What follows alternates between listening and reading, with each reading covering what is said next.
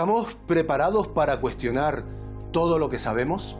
La realidad física, lo visible y lo invisible, son puertas que tenemos que enfrentar. Hoy les propongo el desafío de intentar abrirlas juntos. Al otro lado, a veces habrá respuestas y otras el más puro misterio. Porque Canarias es un territorio de aventuras, de héroes y tesoros, pero también de secretos y fantasmas, de puertas que llevan al pasado y de llaves que nos ayudan a abrir el futuro. Buenas noches. Pongamos rumbo a las respuestas. Pongamos rumbo a la isla misteriosa.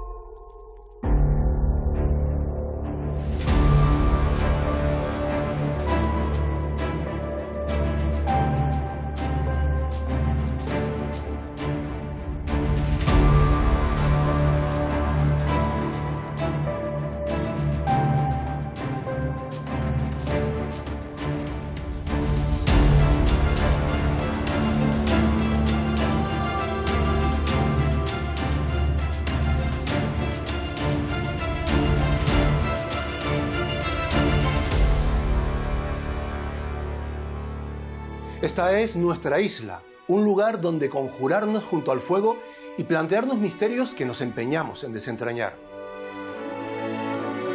Y como cada semana, 3 emisarios nos guiarán en el camino que vamos a emprender.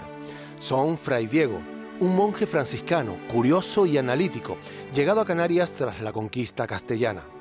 El Dr. Williams, hombre de ciencia que tras navegar por todo el mundo, recala en el archipiélago para sumergirse en su historia y sus leyendas. Y Petra Betancor, periodista valiente y sagaz con un férreo compromiso con la verdad. Son personajes de ficción que oficiarán de guías en nuestro recorrido por los misterios acontecidos en las islas.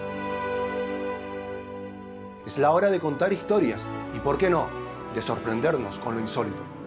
¿Creen ustedes en los milagros?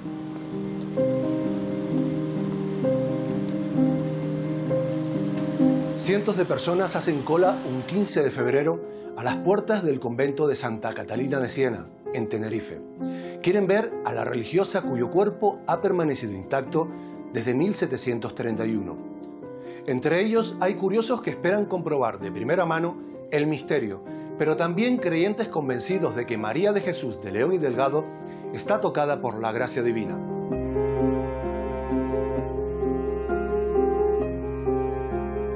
Sor María de Jesús es a día de hoy una de las figuras religiosas más importantes de Canarias, pero su historia no se reduce a un cuerpo incorrupto. Sus devotos están convencidos de que es capaz de conceder favores y realizar milagros. De hecho, las crónicas en torno a su vida están repletas de episodios sorprendentes. El Dr. Williams nos acerca a la fabulosa historia de la Ciervita.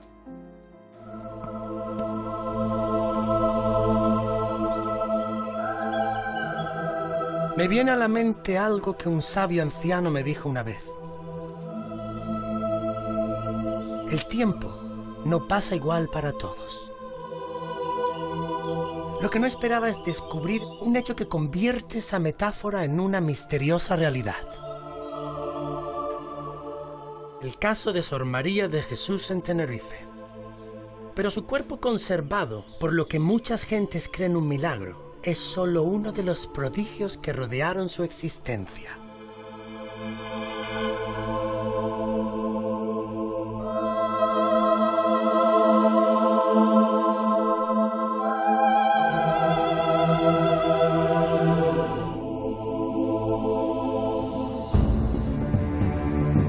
La Ciervita nació el 23 de marzo de 1643 en el municipio del Sausal.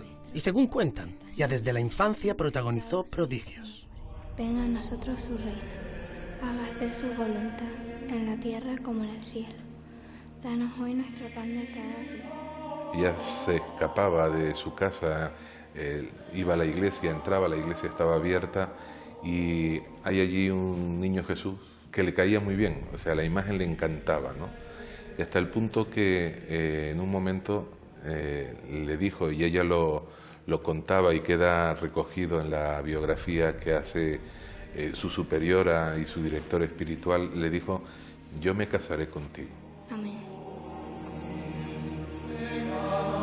En tiempos en que la iglesia estaba cerrada, ella solamente con tocar, no tocar, sino tocar la puerta, se le abría la puerta de la iglesia de San Pedro en Sausal. Ese niño Jesús, según se cuenta, tomaba forma humana, ¿no? Su padre muere y a su madre le resulta imposible hacerse cargo de ella. Es dada en adopción y acogida por una familia pudiente en La Laguna. Más tarde vuelve al seno familiar.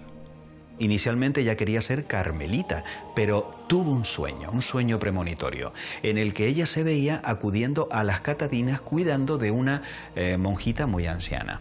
Y esto fue lo que sucedió. Su vocación era poderosa y sus pasos la llevan al convento de Santa Catalina de Siena. Consagra su vida a Dios con una fe incondicional que iría más allá del rezo y el sacrificio. Por ejemplo, el silicio, tenía un silicio de rayo que se conserva, que se lo ponía como un corpiño. Después las disciplinas que usaba, que eran como cadenas de animales para castigar su cuerpo. Después el Vía Crucis que hacían por este claustro con unas crucis de tea.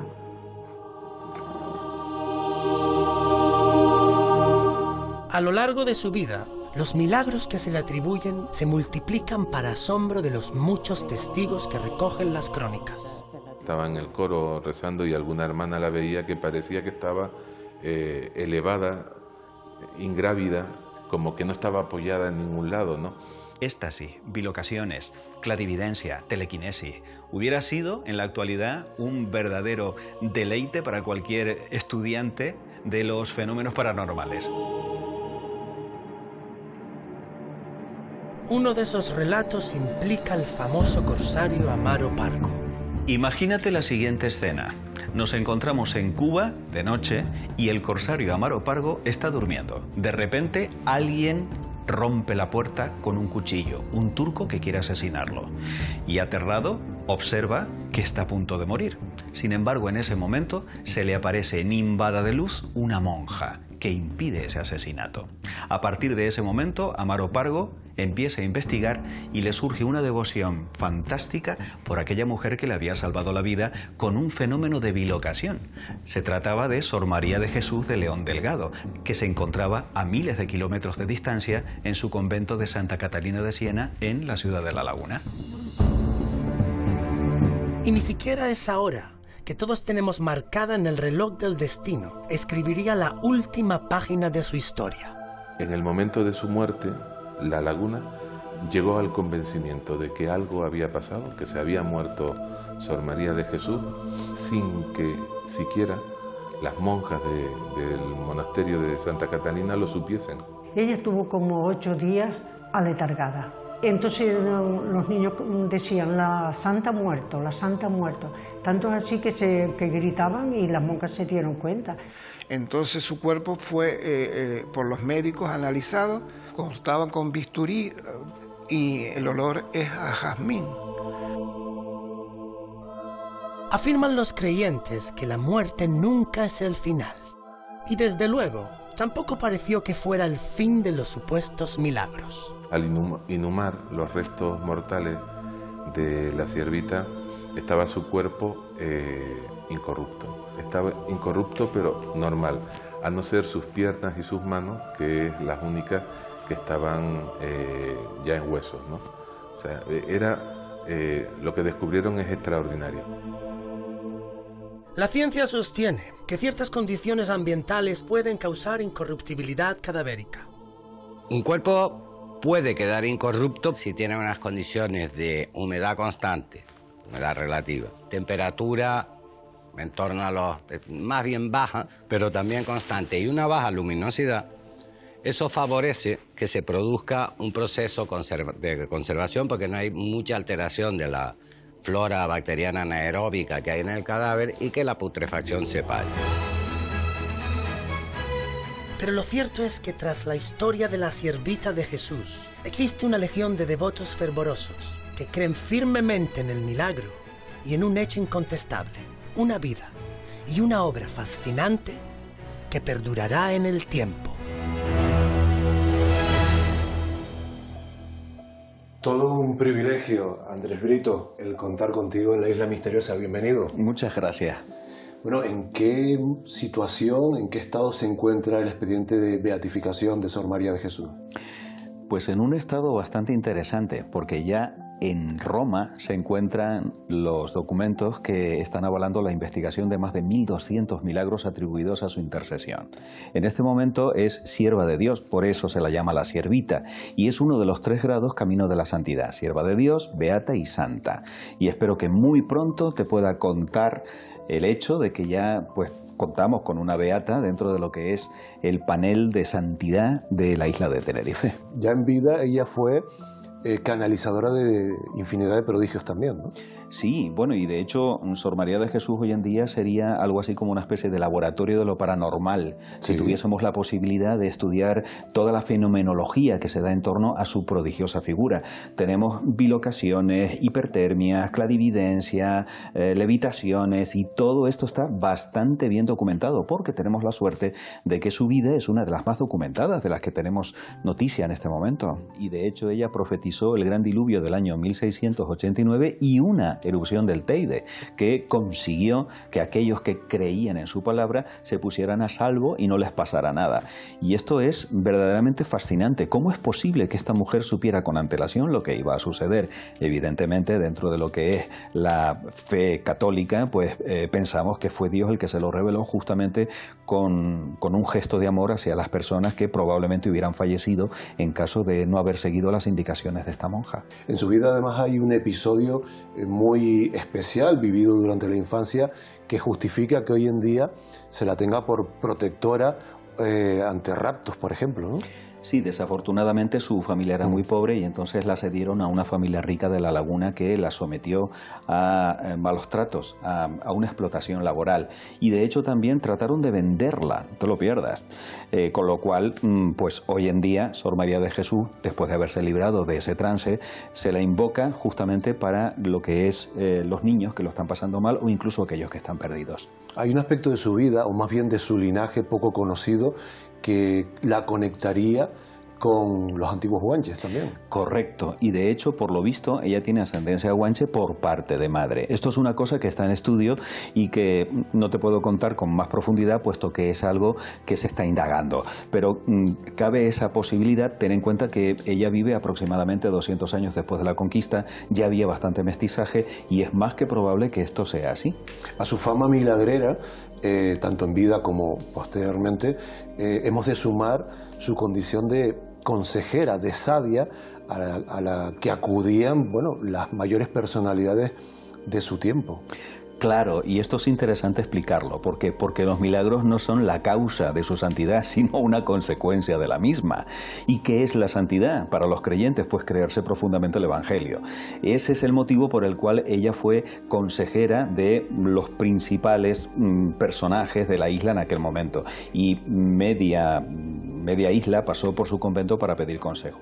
Hay que tener en cuenta también que ella tuvo un director espiritual maravilloso, que es Fray Juan de Jesús. Otro místico. Otro místico. Efectivamente, que tú además conoces muy bien porque has escrito acerca de él y lo tenemos en ICOD. Hay una diferencia de unos 30 años entre Fray Juan de Jesús y Sor María de Jesús, y de hecho sus consejos fueron realmente la que a ella le ayudaron a comprender todas las cosas que le estaban pasando, que fue un elemento muy curioso el que, por ejemplo, siendo jovencita, ella tuvo un sueño en el que se encaminaba al convento de Santa Catalina, en donde finalmente profesó como monja lega, y allí comenzó a cuidar a una monjita que estaba también enferma. Su vida está repleta de hechos apasionantes. La condición en la que se conserva su cuerpo parece que no responde a una explicación convencional, al menos, ¿no?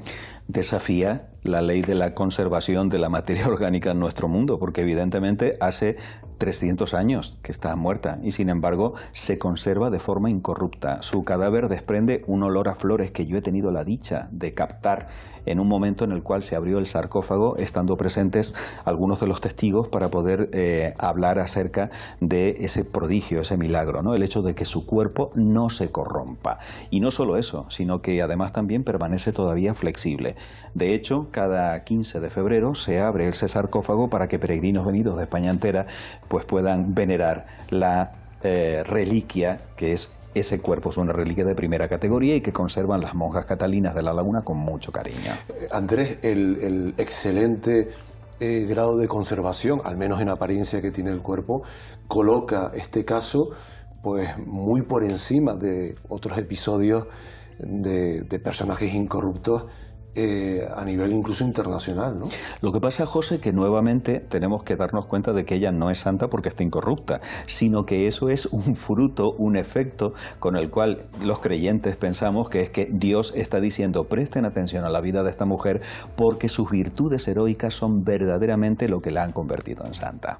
Bueno, la siervita es un personaje evidentemente de su tiempo, de una época realmente interesante e intensa desde el punto de vista religioso. La Laguna era un crisol, ¿no?, de órdenes religiosas, de fervor popular y de algún que otro personaje, ya hemos mencionado algunos, que también rozaban ese camino del misticismo, ¿no? En efecto, y por ejemplo podemos hablar de Sor María Justa o también de Sor María de San Antonino, que fueron también otras monjas extraordinarias con fenómenos paranormales extraordinarios. Lo que pasa es que esas merecerían otro programa. Sor María de Jesús, un misterio con mayúscula. Andrés Brito, muchísimas gracias por visitar la Isla Misteriosa. Ha sido un placer. Nosotros proseguimos nuestra travesía. Nos vamos en busca de otro apasionante enigma.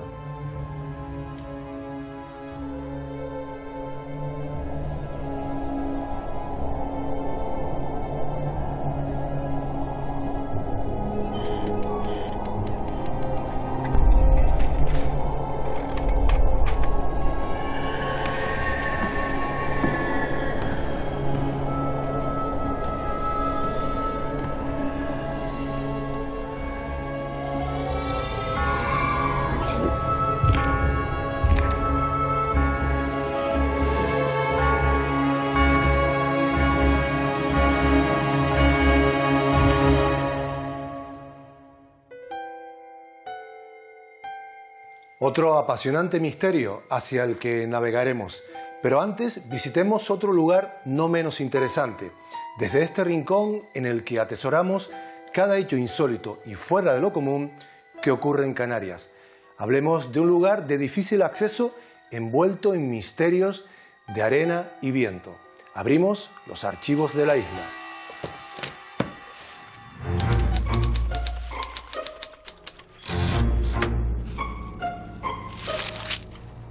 En la Fuerteventura del siglo XIX, al dolor y a las dificultades generadas por la muerte de alguien, se le sumaba otro gran desafío: las grandes distancias que separaban algunas poblaciones de las iglesias y camposantos donde, por ley, tenían que ser enterrados sus difuntos. Quienes hayan visitado Cofete, sin duda, no olvidarán la tranquilidad de la zona y su envolvente y espectacular paisaje, con el océano bañando la inmensidad de la playa y las nubes bajas jugueteando con las montañas que rodean el lugar. Un viejo camino de no menos de 60 kilómetros comunica al pequeño pueblo de Cofete con el de Pájaro. Este es el largo y castigador camino que debía seguir el cortejo fúnebre para dar cristiana sepultura a sus muertos, en una época en la que el mejor medio de transporte para ello era el dromedario.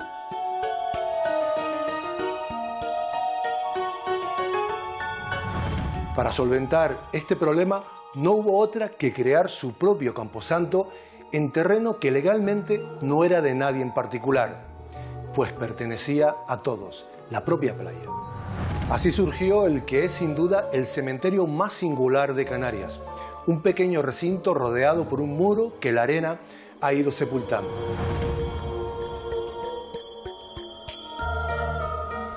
Allí, las tumbas prescinden de innecesarios artificios, señalándose con modestas cruces de madera sostenidas por pequeños cúmulos de piedra. Todo esto lo va engullendo poco a poco, como una verdadera metáfora de la muerte, la danza de la arena y el viento. Para bien o para mal, todo cambia. Los cortejos fúnebres ya no suponen una odisea de días. La tumba más reciente del cementerio de Cofete es de la década de los 50 del siglo pasado, y allí seguirá hasta que la arena termine por tragarse el camposanto.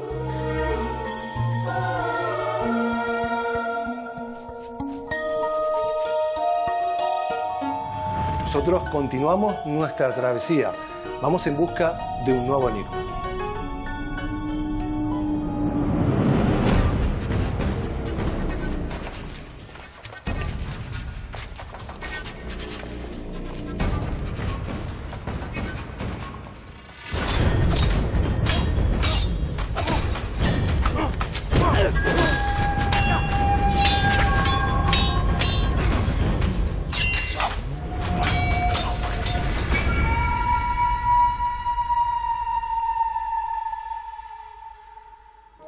Doramas, un héroe a medio camino entre la historia y la leyenda. Jorge Onrubia, buenas noches y bienvenido a la Isla Misteriosa. Buenas noches, José Gregorio. Bueno, ¿lo sabemos todo acerca de Doramas? No, en realidad sabemos poco acerca de Doramas. Sabemos que existió, es una figura histórica, donde efectivamente el mito se ha apoderado en buena medida del personaje para proyectarlo hacia la historia y llegar hasta nosotros. Doramas, un héroe, un símbolo de nuestra historia. Junto a Fray Diego, vamos en busca de este personaje fascinante.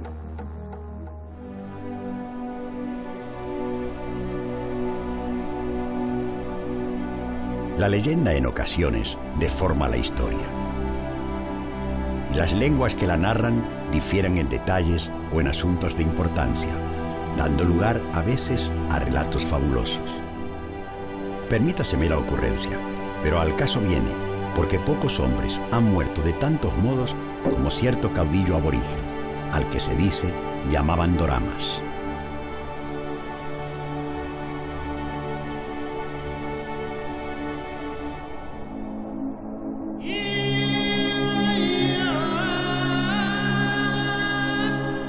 Normalmente todos los personajes, las figuras que se conocen de nuestro pasado son o Guanartemes, o la Guayarmina, o Menseyes, gente de la nobleza. Sin embargo, Doramas surge de ese pueblo común.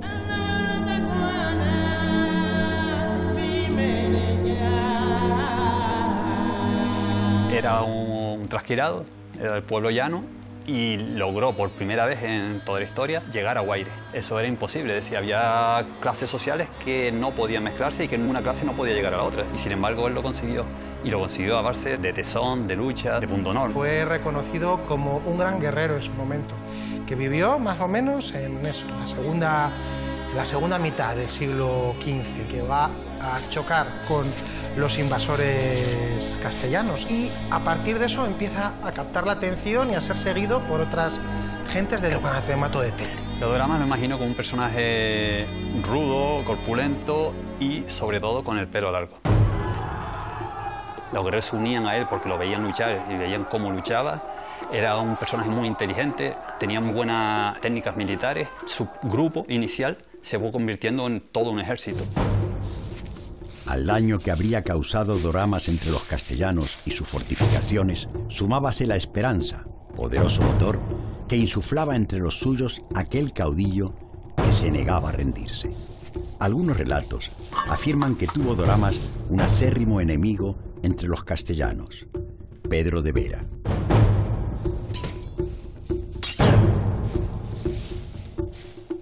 Pedro de Vera había ido a buscarlo y lo encontró en mitad de camino entre el ejército castellano y el ejército que tenía Fernando Guanartemes, una pequeña parte de su ejército. Por eso el enfrentamiento fue muy desigual. Yo lo recreo como un momento muy trágico, muy heroico a la vez, pero muy, muy duro. Cuentan que entonces Pedro de Vera encomendó a su paladín que arrancara de raíz esa vana pero incómoda esperanza.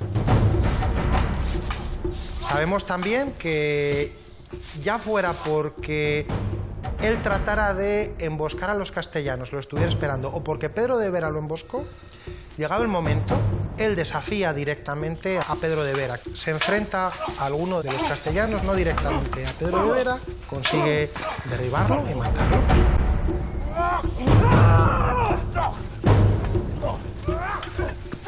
Y a traición, bien porque es atacado por la espalda, una versión. Bien porque después de haber vencido, pues se distrae o espera no ser atacado, pero de Vera lo balancea y queda herido.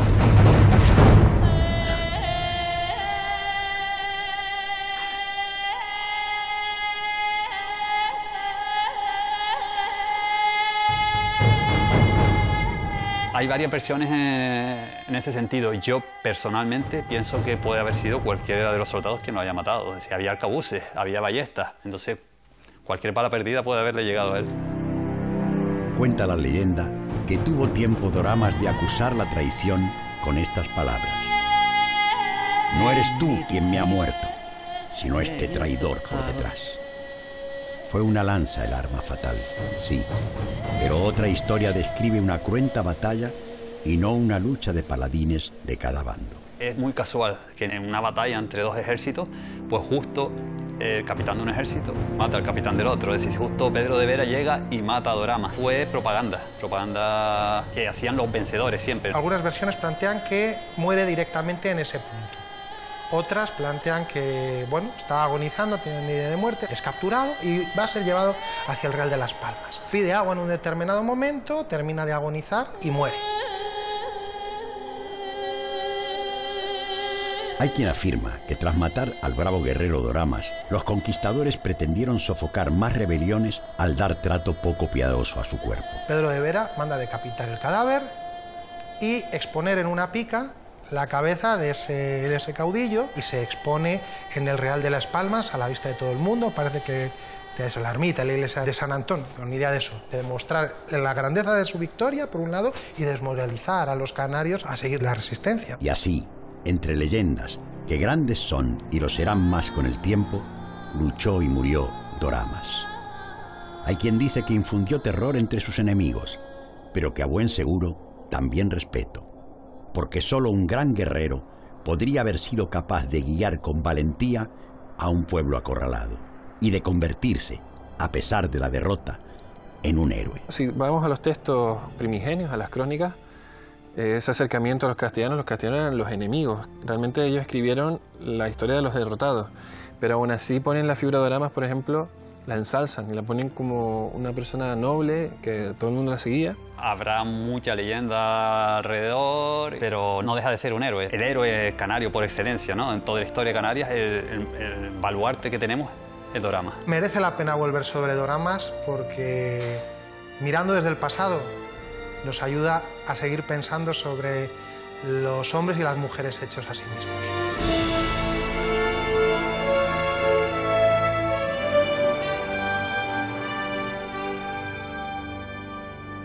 ¿Todo pueblo necesita héroes o realmente Doramas fue un héroe para su pueblo?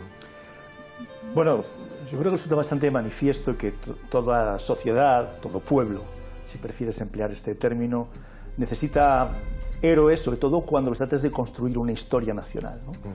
Una historia de un grupo, una historia de un pueblo, una historia de un colectivo.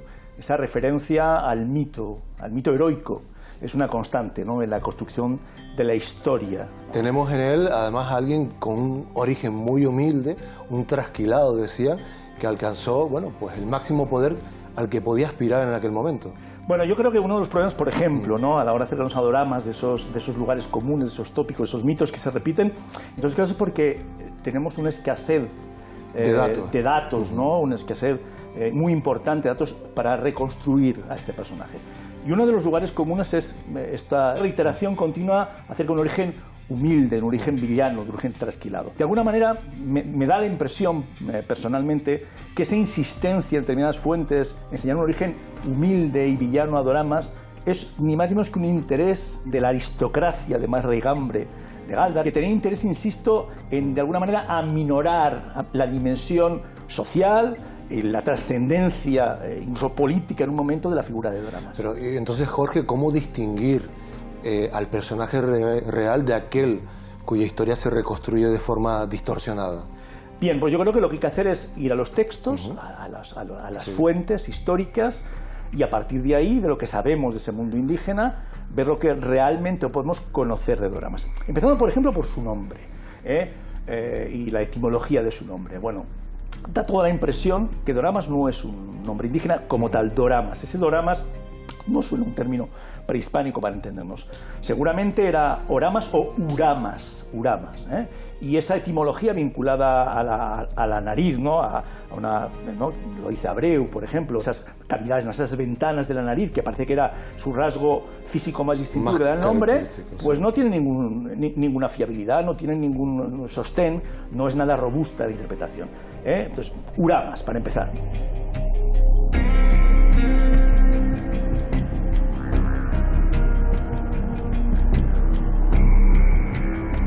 Doramas fue el protagonista de ciertos episodios épicos que han quedado grabados en la memoria colectiva, ¿no? Sí, sin duda. No sabemos nada de Doramas, efectivamente, hasta el momento de la conquista. Y en un momento determinado, bueno, parece que la conquista está un poco parada, atascada, y los reyes católicos deciden enviar a Pedro de Vera.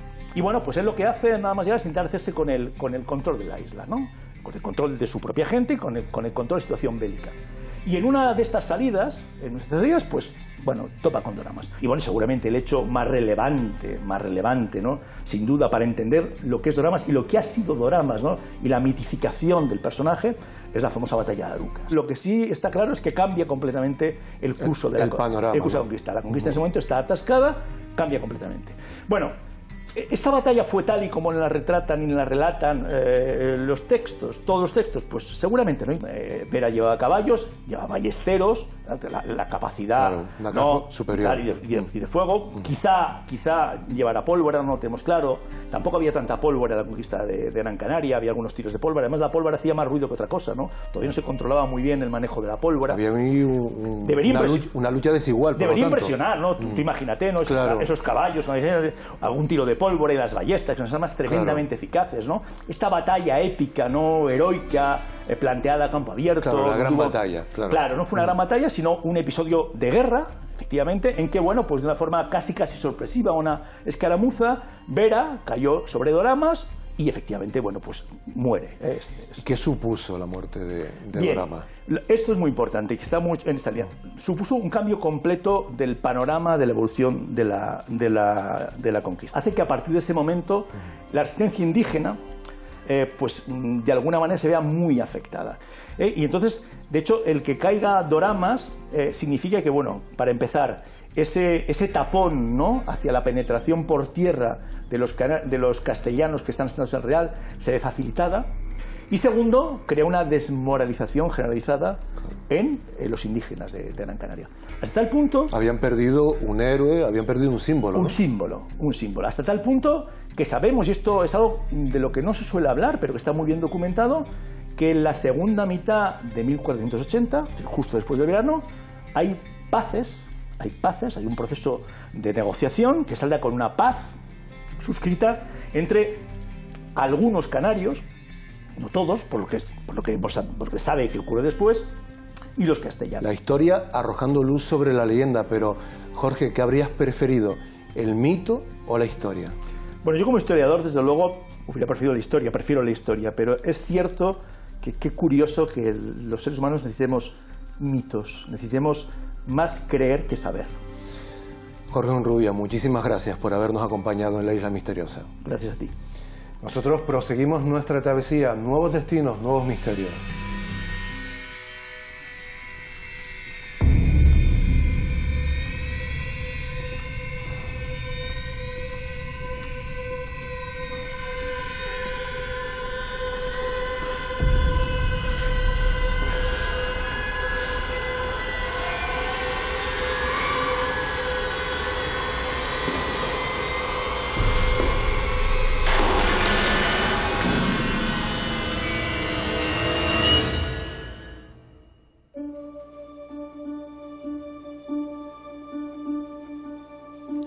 Hablemos de la Casa del Niño, un edificio en Las Palmas de Gran Canaria que hizo las veces de hospicio falangista y donde al parecer se adoctrinaba a menores en los años del franquismo. Pero ¿qué ocurría realmente allí? Durante mucho tiempo, varios testigos afirmaron y afirman haber experimentado fenómenos sin explicación, ruidos y gritos escalofriantes. Se trata de un misterio que, según algunos, tiene que ver con su oscuro pasado. Petra Betancor nos cuenta su historia.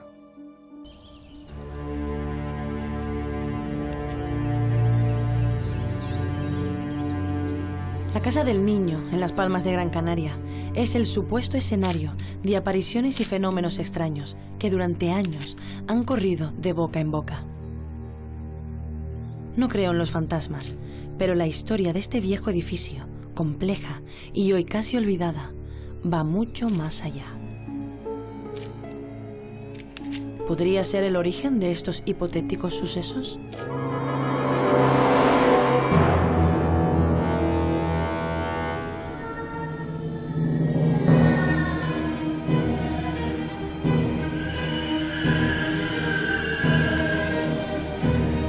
La ruina que es ahora, pese a que el recinto fue declarado bien de interés cultural en 2017, no da muchas pistas de lo que sucedió entre sus paredes.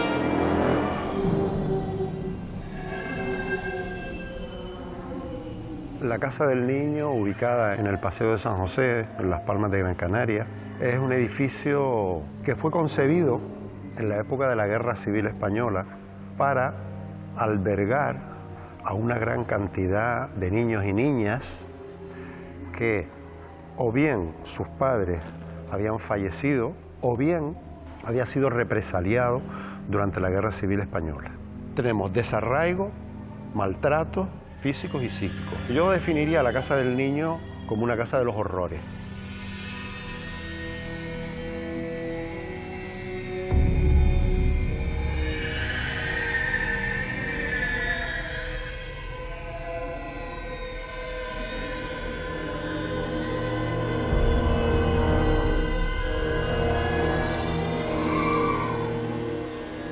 Tuvo un tiempo bastante largo de actividad, que estuvo hasta los años 90, 93, por ahí más o menos. Después hubo un último uso, que fue para uso de menores inmigrantes, solo para ubicarlos aquí un tiempo. La Casa del Niño se abandona, y por sus aulas y pasillos, el bullicio da paso al silencio y al eco. Y poco a poco, se empieza a hablar de este edificio por otros motivos.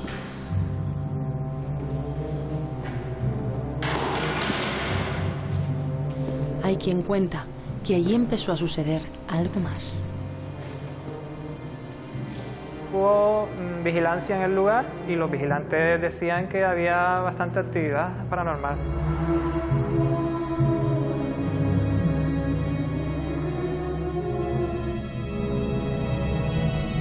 ¿A qué se debe todo esto? ¿Qué han visto realmente los testigos? Se oyen voces, se oyen pasos donde no hay nadie, se oyen puertas cerradas de golpe cuando ya no existe ninguna puerta en el edificio, de repente oían ruido, veían objetos moverse, incluso personas como son profesionales de la vigilancia y demás que han trabajado en el centro, pues han acabado teniendo que ir a tratamientos psicológicos y demás porque la situación ahí se los ha desbordado. Los fenómenos que más se cuentan también, ¿no? Pues sería lloros de niños, voces de niños, sombras, siluetas. Es cierto que ya eso sugestiona mucho a las personas, un edificio con una de esa carga, solo, enorme, en la noche, que se está medio ruina.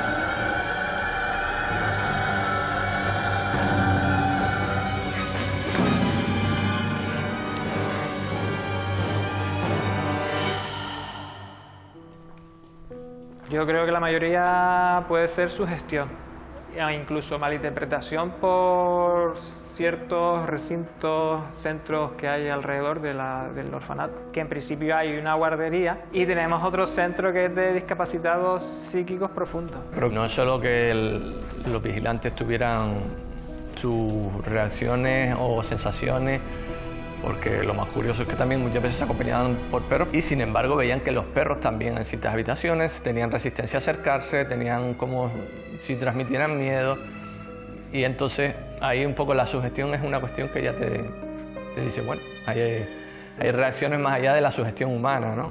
Aunque sin pruebas físicas, Algunos hablan también de un encuentro aterrador en la azotea del edificio. Una mujer que acude a su encuentro con la muerte. Por lo visto, varios niños decían que habían visto a una señora vestida de blanco que paseaba por la torre, incluso por la capilla. La descripción de la señora es vestida de blanco, con un camiso antiguo, pelo negro, largo. Es la entidad que está en la torre, ¿vale? Que es en principio la mujer de blanco.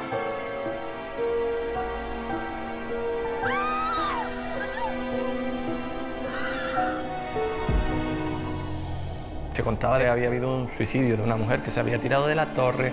Cierto que quien lo reporta también dice, hombre, también teníamos la sensación de que ya no sabíamos si veíamos fantasmas o que simplemente porque siempre nos estaban metiendo miedo, más el miedo que teníamos al ser maltratados, golpeados, nos atemorizaban todo el tiempo con el diablo, el castigo y tal. Y así, de historia en historia, la casa del niño sigue siendo para algunos un lugar marcado. Un frío vestigio condenado a desmoronarse entre leyendas y fantasmas del pasado.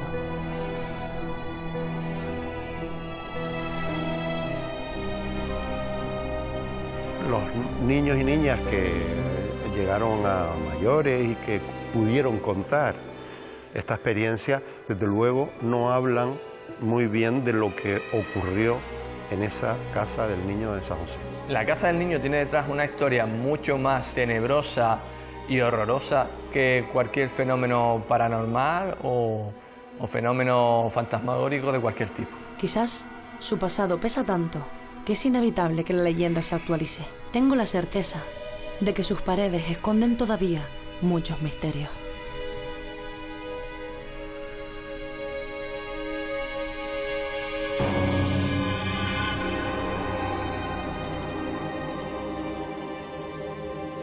Un expediente realmente potente el de la Casa del Niño. Raúl López, bienvenido a la Isla Misteriosa. Muchas gracias, buenas noches.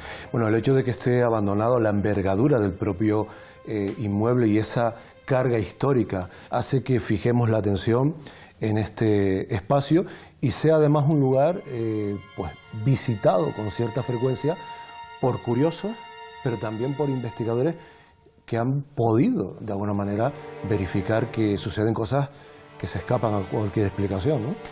Sí, en efecto. Siempre cuando tenemos un edificio, ya puede ser un hospital, una casa abandonada, incluso hasta en un cementerio, las leyendas urbanas es de lo más típico, puesto que se tiende a exagerar, ¿no?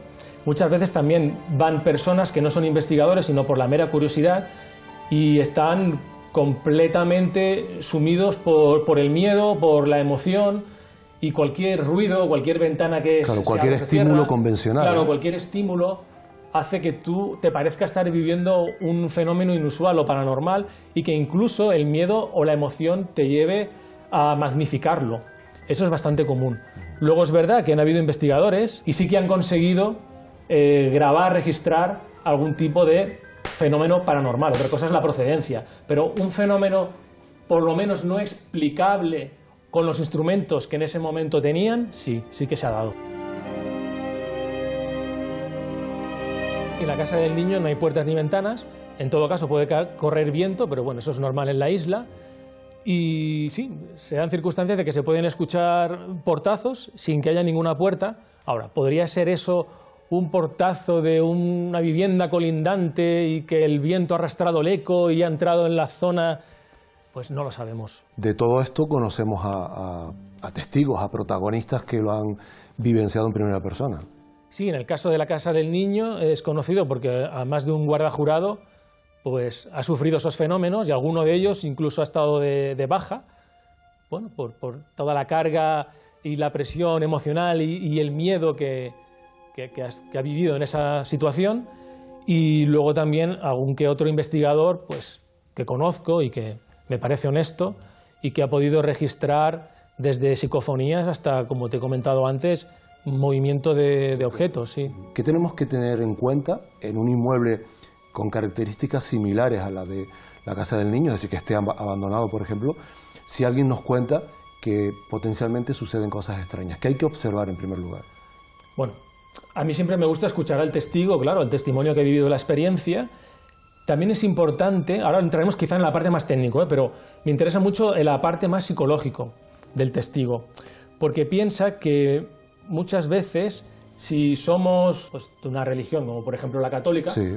podríamos llegar a pensar que lo que vemos o escuchamos en una casa encantada podría ser el demonio, por ejemplo. Bien. Y al estar predispuesto y tener esas creencias, puede suceder que efectivamente tú veas dentro de la casa encantada una sombra con forma del demonio. En cambio, si esto lo extrapolamos, por ejemplo, a una cultura más nórdica, como podrían ser los irlandeses, los islandeses, los noruegos, pues pueden haber colectivos o parte de esa sociedad que considere que lo que ahí se está dando es cosa de hadas y de duendes. Claro, Claro. un mismo estímulo lo interpretamos culturalmente. Claro, entonces estamos muy mediatizados por eso. Entonces, una vez conocemos esas creencias, a mí también me gusta que me expliquen, si es posible, sus sueños. ¿Por qué? Porque muchas veces hay una fuerte carga onírica en la interpretación del fenómeno. Una vez ya tenemos el perfil psicológico del sujeto, del testigo, pues entonces ya lo que hay que hacer es ver dónde está esa vivienda, conocer la historia del lugar, evidentemente, y luego, por supuesto, investigarlo, que eso ya sería, pues bueno, yendo un equipo con aparatos tecnológicos que sean de cierto nivel, cámaras térmicas o cámaras de infrarrojo, que nos permita detectar también algo. No tanto porque vayamos en busca de captar el fenómeno paranormal, sino para descartar que no sea un ratón que se ha colado o un gato en la finca. Se da las circunstancias de que suele ser zonas donde hay muchos cristales, mucha piedra, mucha gravilla. Claro, cualquier paso de cualquier animal te puede hacer confundir. También hay zonas, no es el caso de la casa del niño, que no hay tanto ventanas y puertas, pero hay otras casas encantadas que tienen muchas puertas y ventanas que están entreabiertas, y también un golpe de aire puede provocar un sonido fuerte y hacerte creer que eso ha sido la entidad quien ha empujado la ventana, ¿no? O la puerta. Por eso es tan complicado en una casa abandonada decidir si lo que estamos viviendo allí es algo ajustado a la racionalidad o es algo que va más allá. En las casas encantadas sabemos, por lo menos por lo que se ha investigado, que efectivamente suele haber una carga emocional, pero a lo mejor también es la propia creencia, ¿no?, de nuestra sociedad, que hemos asumido que para que se produzca el fenómeno tiene que ser en un lugar donde haya una carga emocional. Claro, al final eso lo extrapolamos a cualquier lugar donde sabemos que ha habido pues un asesinato, una violación, unos niños abandonados, un hospital donde eran unos macabros los médicos. Claro, es un poco complicado de situarnos, ¿no? Porque es sentenciarlo, ¿verdad? Claro, claro. Raúl López, muchísimas gracias por todos estos datos que nos permiten entender un poco mejor este potente expediente X de la historia de Canarias. Muchas gracias a vosotros, ha sido un placer y buenas noches.